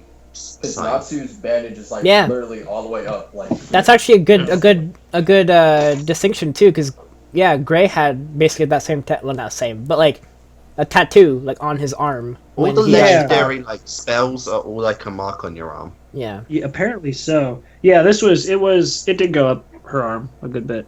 Yeah, there you go. You get those up really quick. I know. I got fast fingers. But yeah, so bookmarked a bunch of fairy tale stuff, so I can just open up the wiki and type in like fairy glitter. Here you go. What I'm wondering is, are we going to follow Natsu's group the entire arc, or are we going to jump between people and like see what what's Kana up to, or what's Urza up to right now, or we're going to stick with the group. I'm wondering if any of the ships became official in this year-long hiatus. Well, Gajiel and Levy. Yeah. And we saw Gray and Juvia. Elfman and Mirage. No, Elfman and Mirage. Oh, God. Elfman and Evergreen. Yeah, I was going to say. We never saw Evergreen in the flashback, or flash forward, or whatever. Yeah. I guess it's flash forward. I don't know. Also, when Lucy was like, she had the wall of like everyone's information and stuff like that when she was tracking everybody. She had like Nab's name there too. Like, why would you want to know where Nab is? I can't remember who Nab is. Who is Nab again? He's the guy who's always like, he can't pick a job or whatever. He's always up Why would you want to know where he is? She had Jet and Troy up there. I He probably was so I feel like Jet and Troy was one of those like, well, Levy's a really good friend, so I guess I got to bring those two along. When I saw Nab up there, keep in contact with you. when I saw the word Nab up there, I thought that was like a village name, and like that's where someone is, kind of thing. Like they're in the village of Nab. Right. Nab basically means standing next to the job board, not doing anything. Of you up there. There's no craps about them. Well, maybe she can't find them. Yeah. That's true. She never had a picture of Natsu on there. I think Luxus would be a little more open, wild than Gaishio. I mean, Makarov, Natsu, they all kind of just vanished. Didn't have Grey or Juvia up there either. But wasn't there a picture of Grey? Maybe not. I think there was a picture of Juvia somewhere up there. But something. That would be one you don't want to hunt down. She might get no, I was gonna say I have a feeling though for like what they're probably gonna end up doing, because they've done it before with like introducing characters or reintroducing characters, where it's like they're either gonna do some cutaways. I have a feeling where like the team's doing something and they cut away to like Urza doing something with another group, or Grey doing training, Grey training or something. And then the other thing is like that, or something significant will happen within earshot or eye shot of the character they're looking for. Like they're going to do something extravagant, like destroy something major. And then it'll cut to like Urza standing somewhere, like watching it happen, like that kind of thing. Or it goes back to the whole. Urza and Jalal become a thing yet? Probably. I don't know. But going back to what you were saying about like the next bad guy kind of thing, like what if the bad guy comes up and the whole Fiore is like, we need someone strong to take him out, and then there's like a PSA, whatever that trying to find all of Fairy Tail to help this threat, and then like they'll kind of come together and kind of like take him out. Yeah, I don't know if they'll. That would be cool if they did that. I don't know if they'd use that. The only reason I don't think they would use like a everybody needs Fairy Tail to come back together kind of thing is because partially everybody thinks Fairy Tail is kind of a nuisance. But they are number one guild. They get the stuff done. They do get it done, but also, I mean, we've already got Natsu and Lucy going for it. So I mean, they could use that as kind of the catalyst, maybe maybe find like one or two people and then and that sparks a Fairy Tail's getting back together. By the way, this is going down. Also, the sign that Natsu put up, the Fairy Tail sign, that's probably like an announcement to everybody looking out for, like, it's like, oh, maybe Fairy Tail might come back kind of thing. Fairy Tail's coming back. Everybody run and hide. Yeah, quickly move. Nowhere is safe. Dragon Slayers are coming back. The Dragon Slayers are coming. I just imagine like someone's bedroom, like outside, like he's looking at the window, he sees a big like fire letter outside his window. He's like, oh my god. The dragons are back! Oh, crap. I know who that is. Yeah. It's like, no. Not so! But yeah, I definitely will love the next moment we see Natsu go all out. That's gonna be awesome. All out. Yeah. He was playing around with that. I wonder how powerful his Dragon Force is now. Like, that was his normal state. Let's not go full out, just... That was his normal state while he was in that arena. What if he goes all out? Like, full on Dragon Force mode, everything. He would just obliterate anything. Yeah. Well, I'm wondering, because it's like, of course I've been watching a lot of Dragon Ball Super, though, but like part of me thinks like, the whole Dragon Force thing, I kind of equate to the Super Saiyan thing, but they treat it so weird because it's like with the Super Saiyan thing, once Goku figured that out, he was able to go into it, and it was basically a multiplier of his base form. Yeah. With Natsu, it's the same kind of thing where it's a multiplier of his base form, but it takes so much effort to get into that by the time he's there, unless he has some sort of external energy or power... Maybe it's exhausted. Yeah, he used it for like a couple seconds against Mardir. Yeah, it's kind of like done. It's kind of like all the magic he can muster, all contained into a very small window. Like exactly. Wendy going Dragon Force because there's a ton of it around her, so it kind of sucked it up and used it. Yeah. With Natsu, like the yellow flame or a gold flame, the Therion crystal. Was Gajio's steel form That wasn't Dragon Force. That was just him using his we armor haven't and the seen iron it. becoming steel. That was almost kind of like a fusion in a way. Yeah, that was cool, but that was cool. Yeah. I feel like I God, really. What's Natsu's lightning flame mode like now? Yeah, that's true. Wow. Like I wonder if he only trained with the fire, or did he train a little bit with the lightning in between, just to kind of Knowing him, he amp forgot it up. he had it. Probably. He's like, oh yeah, I had this, and then suddenly, like, knowing him and knowing the way they write, it's probably going to be like, we need something more powerful. Oh yeah, lightning flame dragon mode. Okay, cool. Now everybody's going to die. We forgot to train with that. Yeah. So like the fire Compared overpowers to the the light. fire, you just have like little tiny sparks on his flames now. Yeah. We're gonna So- have a lightning anymore. As a final question that I have, anyways, what are your final thoughts on Zero and all that good stuff? What do you think about it? And the I goodbye would. fairy tale for now. Who said boring? That was good. Oh man, I liked it. I feel like I'm they joking. covered a good bit. You better be. No. No, but I'm kidding. But I feel like it definitely covered a lot of good stuff. It definitely filled in a good gap. Yeah. And gave you a little bit more that you like, a little bit more that I wanted. Plus, I like being able to say Fairy Tale 2016. But because that was it. But I don't know, because I feel like there was still, they really could have, instead of giving us 2 episodes leading into Fairy Tale, like, if they would have gotten approval for maybe, I don't know, a few more episodes that would have been the Tartaros arc lead-offs, and then actually given us, like, what else happened in the manga as those 2 episodes instead, I feel like that would have made it a bit better. But overall, what they ended up doing, I really liked it, because it gave us a really good, interesting perspective on Fairy Tale. It's a good send off, definitely.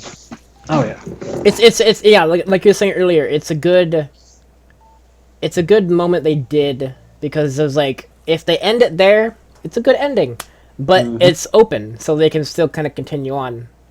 It's not like a hard end, like, everything's gone, everything like that. It's just like it's a good ending. It wraps everything up to a degree, and then just kind of has a little bit of an open door at the very end, kind of thing. And they're not ending it, so Yeah. I mean, there is that Not too. yet, at least. But yeah. Not yet, at least. Yeah. Can I be the only one who wants to see Natsu get so angry to the point where he unlocks his Inferius mode? That won't happen, I don't That- think. That'd be can cool to happen. see. Because it's contained Like, in even the in book. Dragon Force, it ain't enough. He gets so mad, it's just like Inferius form without even realizing it. Well, He didn't even go angry. He every time he's tapped into any sort of power, it's partially been anger, but it's partially been just like straight up will to fight, Yeah. Which I feel like there's a bit of Not the last Dragon Force, that was pure anger. I definitely believe that his natural Dragon Force. his ethereous form will not come naturally. That has to be with the book. It's like the book's got to be a part of it, kind of thing. Like, because the book is like locking it away. they locked it all away, like in that book, kind of thing. And from what Margir was saying, like, it's got like a seal on it that's like unbreakable and you can't break it, kind of thing, unless you get rid of all magic, and then it's open, kind of thing. Which was actually pretty clever on their part to think, well, if it's a magic seal that nobody can break, let's just get rid of all magic. Yeah. Yeah, And thank screw you, this. Council, for like the doomsday weapon they made. Yeah.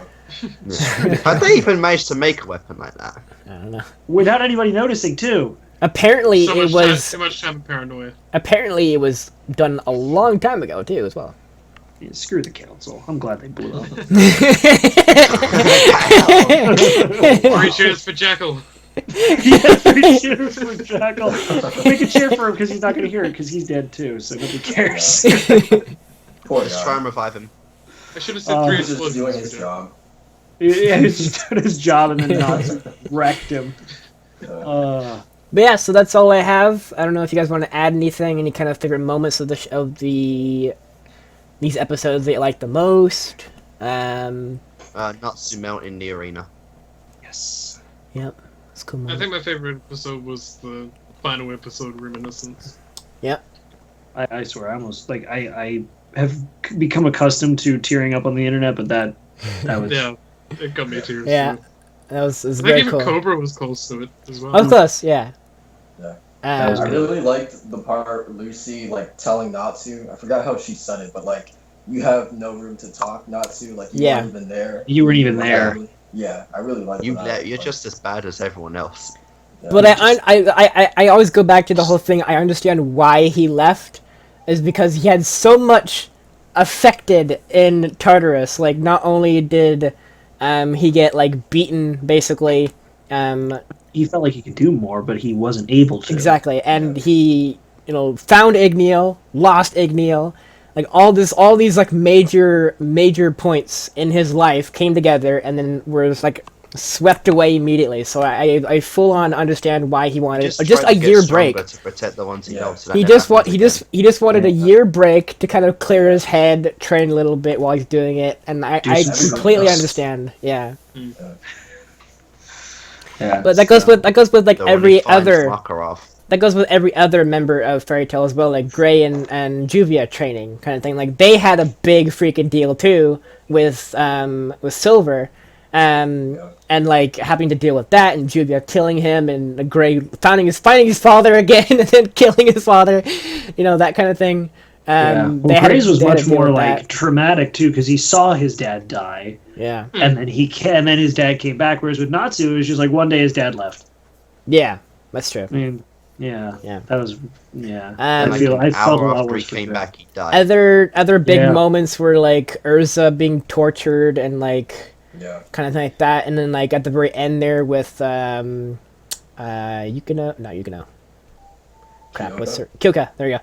Kyoka with like the whole sensory overload kind of curse thing.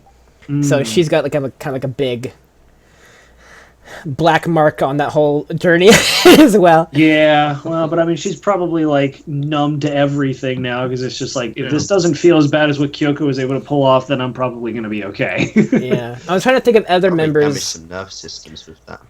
Trying to think of other member. Loxus being like almost killed the entire arc. He feels as though he wasn't strong. Same thing. He feels as though he wasn't strong enough. Yeah. Lucy going, well, the guild's disbanded. I guess I'll start writing stories and modeling. Yeah. Apparently he was it Jason? What's his name? Jason or whatever? Can I just say, and check the records for this, but did I not say, because I hadn't watched those last 2 episodes when we did our last chat, and I said, I wonder if Lucy's going to do something with modeling. You called it. I think you did. Yeah. Thank you. No, I realized that because I was watching it during the I was watching it, and during the reaction I was just like, because I said my theory at the beginning, I was like, I wonder if like I'm thinking she's gonna do something with modeling. It's like I started by doing modeling. I was like, yes. I was only half right though, because she did the modeling to get a writing job. In a way, yeah. But like that reporter guy, the Jason. So cool, Jason. Okay, his name is Jason. Yeah. So cool. Apparently he, from what Lucy was saying, he came to her, for like the modeling, and then after a few of them, she kind of got the courage to say, "I want to be with the magazine," and then he's like, cool kind of thing. Not really. He's like, wait, you mean for us first? Cool. Yeah, I actually liked his kind of like serious mode. That was interesting. He toned it back. Yeah, he's like, he wasn't like all hyped. He was like, really? He's like, all right. Plus, I loved his method of saying like, not in 100, not in 1,000 years, not in 100 years. Yeah. That was very, very cool. Like every time he kind of whittled down, like not in 100 years, not in a year, like not in. Okay, whatever. Look, if I publish one thing, will you leave me alone? It was very, very cool. So I want to tell you guys this really quick before my camera dies. So I think it was last week, but recently a new Fairy Tail movie just got announced. Yes. Yeah. That's gonna give me Dragon Cry. Cool. It's coming out spring 2017. No word on a new anime yet, but there is a new movie coming out spring. So. When does the movie take place? Is it like already, or is it like later arcs? That's the thing. Immediately struck. There's a lot of speculation and like rumor that's saying that it's going to be canon, and it's gonna be like someplace during the current arc. We don't know. Like it's not confirmed yet, but that's the speculation around this movie. And I kind of had it with the current things. I kind of had a stab at a guess of when the anime could be coming back, and I was talking about how the movie's being worked on, and I figured it would probably be maybe 5, 6, somewhere up to about 8 months after the movie comes out. Just so that way they've had time to let the movie sink in, and they can be like, oh, here's Fairy Tale 20, whatever year it comes then. Yeah. 2020. Me and Relu were talking about it because, like, I think it's really concerning that they haven't announced the next season yet. Like, until 2017. They're talking about a canon movie. Yeah, that is true. Yeah. Yeah.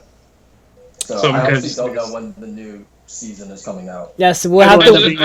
Tokyo Ghoul. We have to wait for all of our subscribers to watch it and tell us if it's spoiler.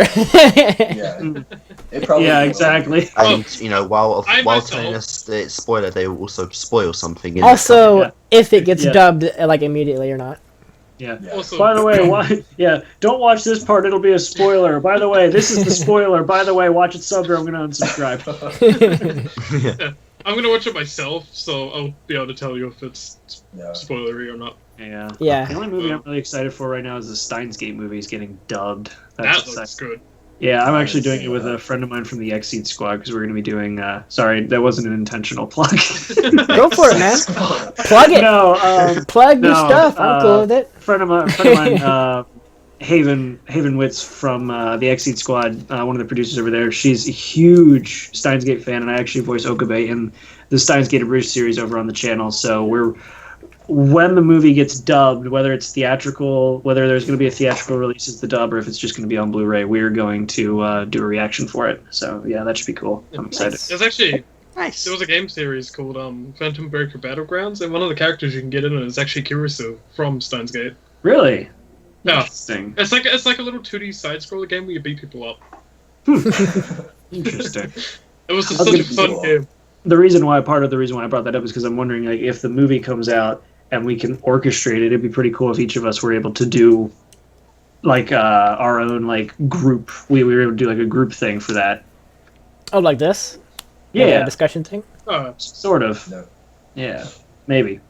I plan on I plan on doing a discussion like this with Relu when either I catch up to Hunter x Hunter or either or kind of thing. We plan on doing a discussion thing. Because might not be as big as this, but yeah. Me and Cobra are both doing Hunter x Hunter at the moment, so we're gonna wait till we know more about the world and everything before we actually discuss it. And you guys are doing redirects, right, for Hunter x Hunter? Yeah. I'm only 16 episodes in, and Relu's about in the 20s. 25. So you're already 60 in? 16. Jeez. 1 It's 6. not crazy. He doesn't do like a full arc of Yu-Gi-Oh in a week. Hey, I did 2 seasons in a week. And I'm also starting 2 new shows next week as well. I'm starting Gurren Lagann and JoJo. Are they both anime? Yeah, both anime. I'm looking forward to in your series, man. The 2 things I'm extremely looking forward to is Gurren Lagann from Cobra and Spice and Wolf from Frodo. Despite all of the anarchy around that poll. Oh my god! There weren't that many bad comments. I'm like, no, but the bad they're like, yeah. I mean, there were more likes than dislikes, and there weren't that many mean or bad comments. I'm like, yeah, but the few mean or bad comments were like, where do you live? I'm going to set your house on fire. God, no, they weren't that bad, but it was a lot of those, a lot more than usual. Yeah, I did a recent poll for the 2 shows that I'm doing on my Patreon. And both times, on both polls that I did, there was a 3rd show called Assassination Classroom, and that was both in both polls. That vote was 1 vote from winning both polls. Like it was like either JoJo got 1 vote more than Assassination Classroom, and also Gurren Lagann got 1 more vote than Assassination Classroom. So I think you might as well just do Assassination. Yeah, I'm doing Assassination Classroom once I need a new show in my list because it's kind of concrete now that I have to do it, kind of thing. So that is the most popular show, like in terms of sheer view count. That was the most viewed. I won't say most popular, but the most viewed video series I did on my channel. Also, oh god, it was awesome. I'm not sure if you're up to date for it, but they actually have like another kind of spin-off kind of show of Assassination. Yeah. I don't know. I don't know if I can go back into that world after like watching it, because I'm like I don't want to have, like, if it's great, that's great, and I really want to know if it's going to be really good, but I also don't want to get to a point where it's like, oh yeah, it's another Assassination Classroom thing, and then jump in after watching the masterpiece that was the Assassination Classroom story, and then going, oh no, okay. Yeah, oh no, or it's okay. Anyway. Yeah, so I think that's all. I'm kind of running through my list real quick to make sure we didn't miss anything. I think we got all of it. It's a very, very good arc. Fantastic. I would go as far as to say series at this point. Yeah. Yeah. This was just kind of the cherry on top. Yeah. The characters were fantastic. Voice acting was like badass. Especially for what was that? Villain was shit. Villain was shit, yeah. But no, especially considering it was the simulcast dub, so it was recorded like a session a week, which I can only imagine is really hard to do. So yeah, just all of that combined, I would have to maybe put this up on my favorite like arc of the show. I don't know. I'm kind of mixed between Tartarus and this because we just watched it recently, but yeah. I mean, it's definitely up there on like my favorite like arcs, kind of spin-offs. I think the 3 favorite arcs of Fairy Tail would be like Zero, Tartarus, and then probably Tower of Heaven. For me, it's Loki. Nope, and there goes Tommy. And then Tommy left. We're slowly breaking up. No! He said his camera was gonna die anyways. To be fair though, this is like a 2-hour discussion almost. It's 150. It's 150. Yeah. Okay. We're so like 30 minutes over his limit. Thank you guys so much for joining. Like I said before, we're gonna be stopping because there's no more episodes to watch until it comes back. So when it does come back, we'll probably get together again and talk about new stuff, which will be cool. But you do get replacements in the meantime from these, so yeah, they're on my screen, so yeah. So everybody's I'm still links as always in the description to all these guys' channel, including Tommy. He's also in there. If you don't know who Tommy is, he does manga reactions. So if you're into manga stuff, he's got manga stuff going on. He has a few little game sections in there. And gaming stuff too as well. Relu does reactions as well. To how many shows so far? I'm doing Hunter x Hunter at the moment, Akame ga Kill, and a certain magical index. Yeah, Kickass has a ton of shows on his channel, including movies and like all that stuff. And then Frodo, how many do you have? I know you have a ton, but I mean, this like maybe list off some of the ones you're doing currently, maybe. Dragon Ball Super, Splice and Wolf's coming up. Psychopaths. I'm just gonna let I think you hinted at Psychopaths Abridged as well. I'm in Psychopaths Abridged. Oh, never mind. No, I'm not doing it. I'm Makishima in Psychopaths Abridged. So I mean, I can there you go. Myself. I mean, I'm not above some narcissism, so. Just be like, God, I sound good. Yeah. Like, now you're gonna listen to the way that I sound. That's funny. No, yeah, I've done those. I've done Assassination Classroom, obviously all of Fairy Tail. So yeah. And I'm gonna just let people think I did a cover of Anna. Just 3 anime. Oh yeah, and like yes, drum covers and stuff. That too as well. Yeah. I'm gonna let people wonder. I'm not gonna say if I'm gonna do Anohana's or if I've already seen it. I'm not gonna let people know. I'm just gonna say I did a drum cover of it, and we'll figure out. Well, there you go. So thank you guys so much for joining. Thanks for sticking around. I'm sorry, Frodo, for going a half an hour over, but I did this last time we did this. We went way over, and like I ended up like kind of screwing up. Not to make any videos this evening. So yeah, thank you guys so much for joining. To do mine. And we will see you guys when Fairy Tail kicks up again. See you in a few years. Should be very, very fun. So bye, everybody. See ya.